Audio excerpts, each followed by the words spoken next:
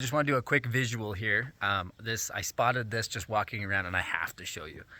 Right behind me is this beautiful landscaping. Super, super pretty. Really aesthetically appealing. Very beautiful. Nice tall shrubs, trees, berry bushes. Or I'm sorry, ornamental bushes. But let me give you just a twist of the thought here just for a minute. In order to make this work in conventional landscaping, what we would have done back when I was a landscaper for 12 years, what we would do is we would first put a plastic synthetic mulch sheet underneath all of this wood chip mulch, meaning we would first have to dig down, get rid of all of the life, and then come back with synthetic turf. And that's what this is here. That's the synthetic stuff underneath.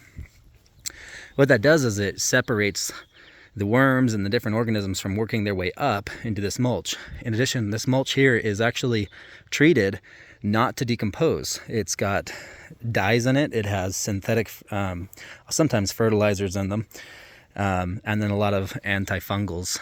And even sometimes they go a little bit further and they add in some extra compounds.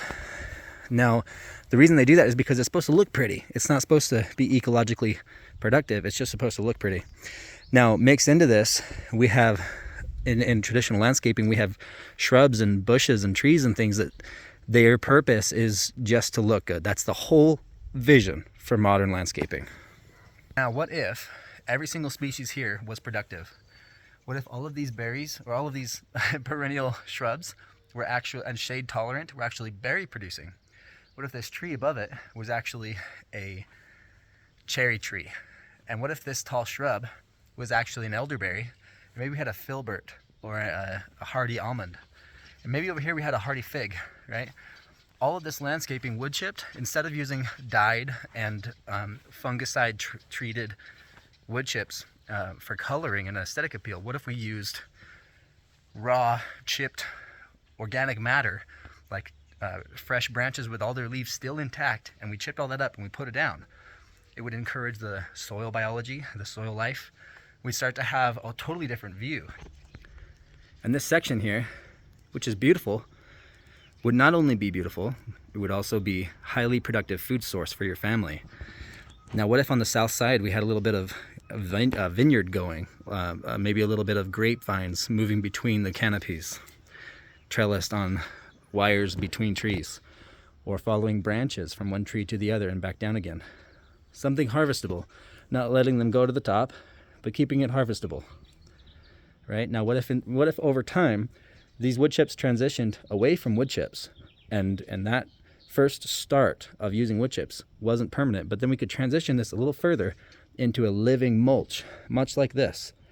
But instead of being grass, which is virtually useless and expensive, we use something productive like creeping thyme, or in warmer climates, a creeping rosemary, variety of shrubs and ground covers, strawberries, different things to shade the ground. Now, if we did that, it would still look beautiful. It would still be aesthetically appealing. Your HOA would still approve it.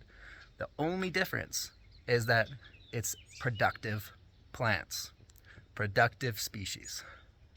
So we just need a little bit of just a tweak in what we're doing to just take out some of the toxins and put in some productivity, right?